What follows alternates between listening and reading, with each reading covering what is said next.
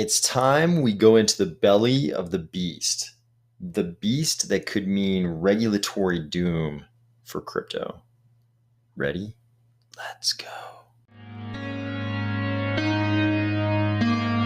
Crypto has finally awoken a dangerous and unruly beast. While we don't need to try to steal any gold out of her lair, we do need to avoid her fire.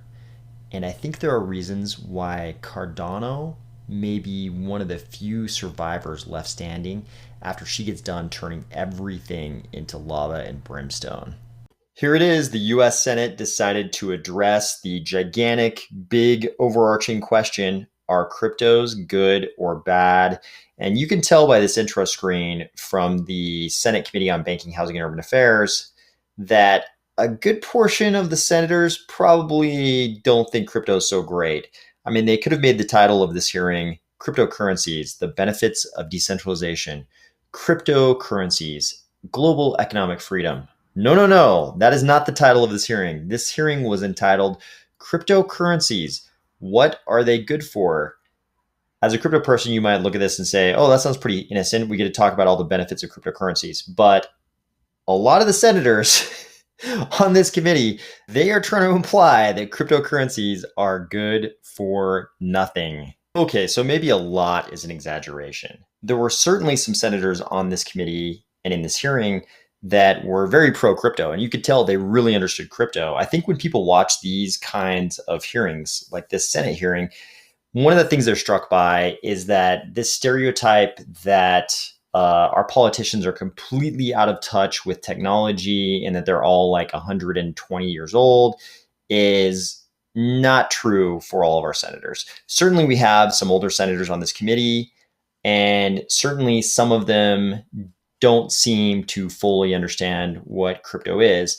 But if you actually watch this hearing, you're kind of surprised at how much some of the senators really seem to understand what's going on with crypto. This is the chair of the committee, Senator Sherrod Brown of Ohio.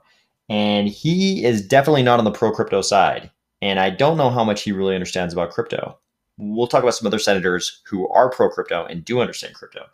But Senator Brown, again, the chair of the committee, said things like, in reference to cryptos in general, they all have one thing in common. They're all not backed by the full faith and credit of the United States. That means they all put Americans' hard-earned money at risk.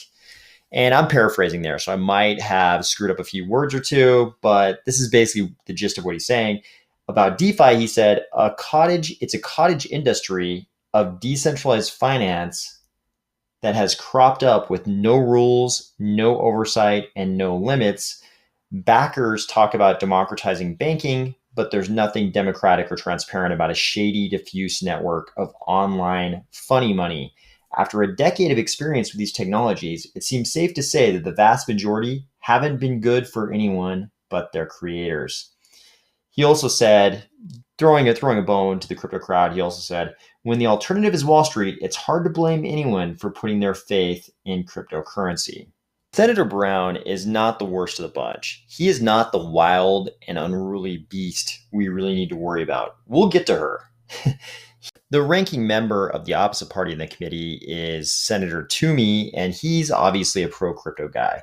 He talked about things like the fact that crypto is disinflationary and it's a hedge against dollar printing, how it's been an escape hatch for the people of Venezuela, how it provides censorship resistance through preventing data manipulation, how decentralized ledgers, there's a lot of the euphemistic talk, right? They don't want to say blockchain, so they say decentralized ledger technology, DLTs.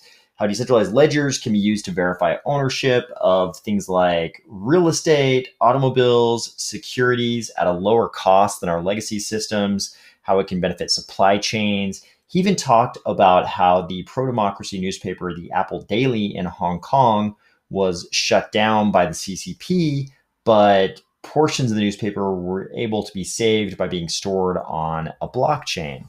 Of course, he has staffers who can help him create remarks for hearings like this, but listening to him talk, it was really like somebody from within the crypto community was laying out the highlights of all the great things that crypto can do. There were also 3 witnesses at the hearing. We had Professor Angela Walch, who's a law school professor in Texas and also a researcher at the Center for Blockchain Technology at the University College London. Professor Walch spent a lot of her time before the committee highlighting things like the MEV problem in Ethereum that we've talked about quite a bit on this channel. That's miner extractable value. Go back and watch previous episodes and we talk all about miner extractable value. It is a legitimate problem in the Ethereum blockchain and probably an abuse of its users. And she highlighted that pretty well. The anti-crypto senators were probably really glad she was there because she also had a section of her prepared testimony that laid out what she called myths regarding the crypto financial system. And she basically went through all of the highlights that a senator like Senator Toomey was going to hit upon and basically pointed out that there were certain cases in which these things weren't true. For instance, with decentralization, she pointed out that there was centralization of miners in proof of work systems, things like that, things we all know about. But the anti-crypto senators obviously saw her testimony as an opportunity to undermine legitimacy of crypto. Next, we had Jerry Brito of Coin Center, which is a crypto think tank. He was obviously put in place as a witness to counter some of the technical complaints that Walch was going to make about crypto. He did a really good job of coming off as not being some kind of crypto zealot, as being more balanced and measured, almost too good a job. I think he could have gone a little further, been even a little bit more pro-crypto. It was obvious he was trying to seem very sober and well-balanced and measured to boost the credibility of his testimony. The final witness was Marta Belcher of Filecoin, and she was sort of in place to prove to the world that there was a use for cryptocurrency beyond just speculation and DeFi stuff. And this is the slot that you really could have put someone like Charles into. Charles could have knocked it out of the park talking about all the very many use cases for digital identity here. During the Q&A section, the anti-crypto Senator Brown really loved exploring the MEV issue, the miner extractable value issue from Walch's testimony. Brown said this reminded him of phony populist marketing done by people with immense power in various marketplaces that they had seen often on the committee, sort of equating crypto to just yet another fake populist movement that's really all about enriching the central figures in that industry. Then we got Senator Lummis. I thought her name was pronounced Senator Lummis, but in the hearing they call her Senator Lummis of Wyoming, a very pro-crypto senator. She pointed out that costs in the financial sector equal 8.2% of GDP and that crypto could help solve this. And the thrust of her questions were that she wants to create standardized definitions for everything in crypto because she already sees the collision coming where the regulators have to decide what all these new things in crypto are and what cognates in the legacy system they can be equated to. In one of the more interesting parts of the hearing, we got Senator Warner of Virginia. Senator Warner is on the Senate Intelligence Committee, and he's also the vice chair of the Senate Democratic Caucus. Senator Warner seemed to be only concerned about asking questions related to China going ahead with a central bank digital currency. And it was very obvious. He straight up told us he is worried that China will try to proliferate its central bank digital currency as a challenger to the US dollar in international commerce. That was the only thing he seemed to be concerned with. And he told us in his questions that the Senate Intelligence Committee specifically had spent a lot of time talking about cryptos, presumably in that context. He even went as far as to say that a big piece of the macro lens through which the US government would look at cryptos was going to be made up of the variable related to the Chinese central bank digital currency. And he also was aware that the US Federal Reserve was moving kind of slowly on its own central bank digital currency. This, to me, I kind of read into this that certain figures on the Senate Intelligence Committee, like Senator Warner, had a feeling, there was this undertone that maybe the Senate Intelligence Committee would like the Federal Reserve to move a lot faster on its own CBDC. given that the Chinese government seemed to be ahead of us. Again, Senator Warner is on both the Senate Intelligence Committee and this banking committee, so no surprise that he is concerned about international relations perspectives on crypto, whereas the rest of the senators seem much more largely concerned on purely domestic issues with crypto. Warner was followed up by a few more senators, including Senator Daines of Montana, who used to work in tech, and he seemed to be pretty pro crypto just because he doesn't want to see business innovation get stifled by regulation. Next up, we got the Dragon Lady, wearing her aqua-colored dragon scales. You know her. She wanted to be president, couldn't do it. Now she's going to take out all of her rage on crypto. So, Senator Elizabeth Warren, why does she hate crypto so bad? I have a theory. One of the big planks in her career as a politician is that she's been tough on banks. She's tough on banking, tough on Wall Street. That's her thing. Cleaning up the banking, cleaning up the finance. And then crypto comes along and it's like, whoa, I didn't get to be president. And the only legacy I've got left is that I'm tough on banking. Maybe I can clean up Wall Street, clean up finance. But then crypto comes along and crypto might clean up Wall Street. Crypto might clean up banking and finance. Can't have that. That's my job. That's going to be my legacy. I'm the one who's going to do that. That's what I'm going to be remembered for. We can have these tech interlopers, these coders wearing their hoodies, coming in here and doing the job that I want to be remembered for. So she has her intellectual framework for discrediting crypto is that she asked Professor Walch here, hey, proponents of crypto say that crypto is decentralized and it has better security and that it is kind of a hedge against things like bank collapses. And then she would ask Professor Walch, is that true? And Professor Walch would say, well, it is decentralized. There's like more than one actor who's responsible for the system, and in some cases there's centralization with like miners and things like that, so it's decentralized, but there are some elements of centralization. And then Elizabeth Warren would come back with, that sounds like a lousy trade-off. Sounds like we're just trading a bunch of bankers for shadowy, faceless groups of super coders and miners. She asked Walch if crypto had better security, it was less likely to be hacked. Walch talked about that for a little while, and then she came back with, okay, so it's not really decentralized, and I'm paraphrasing here. I'm just giving you an idea of her sentiment. This is not exactly what she said, but she was basically like, okay, it's not really decentralized, but is it completely insulated from things like the bank collapses we saw in 2008? And Walch is like, well, there are bridges between the legacy systems and crypto. And yeah, if something bad happens in crypto, that can cross the bridge to the legacy systems and vice versa. It's not completely insulated from the legacy system. So Elizabeth Warren came back with, this sounds to me like it's more dangerous to American consumers and the stability of our economic system. All the warning signs are flashing. As crypto grows, so do the risks. The regulators need to step in. And then she revealed that the day before this hearing, she had sent a letter to the Secretary of the Treasury, Janet Yellen, urging her to have the regulators step in. Here's what the press coverage of her letter to Janet Yellen looked like.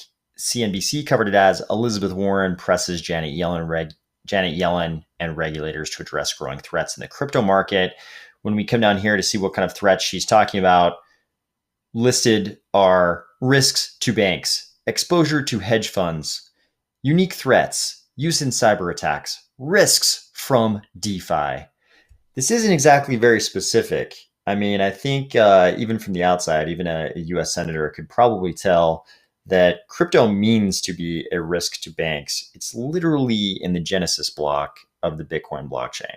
Later on in the week, CNBC actually interviewed Warren, and the interviewer did a good job. He asked her questions like, hey, isn't this the same as the question of whether or not we should have regulated the internet more in the 90s?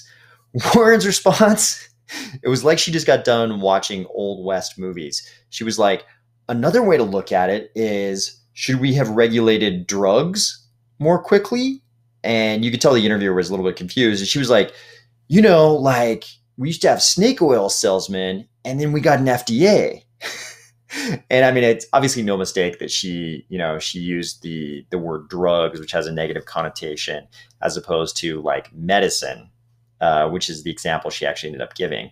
So it's very obvious she is going to push as hard as she possibly can to regulate crypto, probably in all of its forms. She's not even talking about stable coins or foreign CBDCs or DeFi in particular, like other senators, representatives, regulators. She just talks about crypto, writ large. She talks about crypto generally, all cryptos. The most hilarious part of the interview, though, was when the interviewer asked her another good question. He said, "Yeah, but a lot of people tell me they're buying crypto as a hedge against the government's inflation of the US dollar, the government's money printing."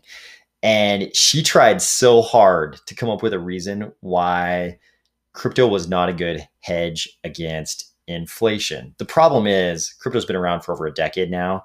And if you look at a simple graph of Bitcoin against the dollar, Bitcoin has been a fantastic hedge against inflation in the dollar. It's been an unbelievably successful hedge over the course of that more than a decade now against the US dollar's inflation. And of course, she tried to answer the question by conflating short-term volatility with long-term, with it being a long-term hedge against inflation, and she said that over the long term, she didn't think that those investors would be successful, which has already been proven wrong. It is super obvious Elizabeth Warren is going to drive as hard as she can to regulate crypto. There is no way she is going to sit by idly while crypto completely usurps the legacy she wants as the top force in reforming banking and finance and Wall Street. Going back to the committee hearing, Senator Smith of Minnesota gave us a few signals about exactly how they're going to accomplish this regulation of crypto. Maybe crypto generally, like Senator Warren wants, maybe some more limited regulation of crypto. Senator Smith seemed concerned mainly about what she called the unregulated DeFi derivative space. I think she was the senator at one point who referred to it as DeFi and then corrected herself and said DeFi. I think that was her. But she's concerned about the unregulated DeFi derivative space. And she's using this word derivatives very intentionally, because she also cited CFTC Commissioner Berkowitz, who last month said he doesn't know how DeFi derivatives markets are legal under the Commodities Exchange Act. And these remarks are indicating, at least to me, that as the regulators and legislative arm seek to regulate crypto, they've got a couple choices. But I believe what's going to happen is they're going to try to say as many crypto things as possible are securities, and the ones that they can't define as securities, they're going to say they are derivatives, which fall under the CFTC under Commissioner Berkowitz. That's going to be the strategy. They're going to try to call as many things as possible securities, and the things they can't call securities, they're going to call those derivatives, which fall under the CFTC. I think this is going, and there was also a little bit of talk in this committee hearing actually as well about whether or not certain types of actors in the crypto space were acting as financial intermediaries. And that could be leading towards this road where they try to say that they need to have, certain licenses because they're financial intermediaries. So they've got a bunch of attack vectors on crypto here as a legislative arm that interacts with the regulators. But I think that no matter what they do, I mean, they're going to define certain things in crypto as being equivalent to things in the legacy system. They're going to say, hey, if you're a DEX of certain types, then really you're a securities exchange. If you're doing, an offering of crypto of some type, that's a securities offering. If you have these crypto coins or tokens that are derivative of other types of assets, those are derivatives that fall under the CFTC. And I think all of this, and of course, all of these things, if you're involved in any of these things, even as a consumer, the regulations all kind of push us towards anti-money laundering, know your customer type regulations. So I think by the time we get done with this regulation that's ramping up heavily right now, this is like the very beginning. All these senators on the pro-regulation sort of anti-crypto side are letting us know this is the big ramp up. We're going to try to go as hard as we can after crypto. And, just sort of like organizational entropy is going to lead to them regulating crypto. If we're lucky, there might be a brand new regulatory agency eventually created just to regulate crypto. But, probably maybe in the short term, maybe long term, we end up with the exact same regulations that apply to the legacy system. They'll have to define certain novel things in crypto as being equivalent to things in the legacy system, but we'll probably end up with very similar sets of regulations. And all those regulations require things like know your customer. I mean, they're not going to allow for transfers of assets that would require AML KYC stuff in the legacy system to occur in crypto without AML KYC. The only thing that could stop this would be a concern brought up by just a few senators that they didn't want to drive innovation overseas. I don't know if the people concerned about those kind of things are going to prevail in this case. I think we're probably going to end up with a bunch of new regulation, whether or not it drives innovation overseas. And it's all probably going to require AML KYC, the kind that requires digital identity, the type that's almost been pre-built into the Cardano ecosystem. If we think in terms of extremes here, what if we go to the very most extreme, very worst scenario, the worst edge case we could possibly get? The very worst scenario here, maybe the very worst scenario we get here is eventually regulators getting to a place where they start saying things like, oh, you want to pay out, you're a proof of stake system and you want to pay out staking rewards. There needs to be some kind of AML KYC regime that applies to delegators receiving staking rewards. Obviously, like we've already talked about, that could be the kind of thing that just pushes all the innovation away from any country pursuing that. The USA in this case, if the United States pursues that, maybe it just pushes all the proof of stake innovation outside of the US. But if we ever got to an extreme case like that, and this would also apply to a lot of intermediate things that aren't quite this extreme, this is just a good example to think about because it illustrates the point. You have to start asking what blockchains are prepared to provide a digital identity solution to like every delegator who's going to be delegating in their system. What if it's just declared, hey, a blockchain cannot pay staking rewards to delegators unless those delegators are KYC'd and anybody involved in the blockchain is facilitating a transfer of assets that's in violation of federal, anti-money laundering rules. Then you have to start asking which blockchains could accommodate that? Which ones could roll out digital identity to all their delegators?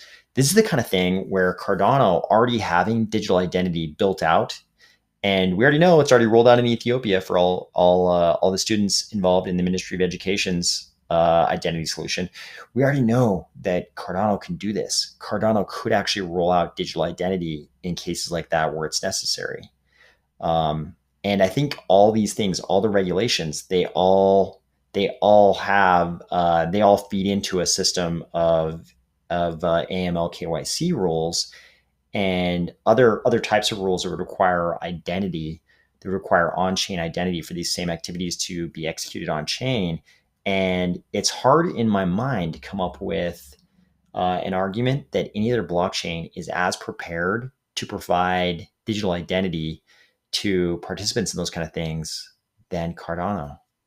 Talk to you tomorrow.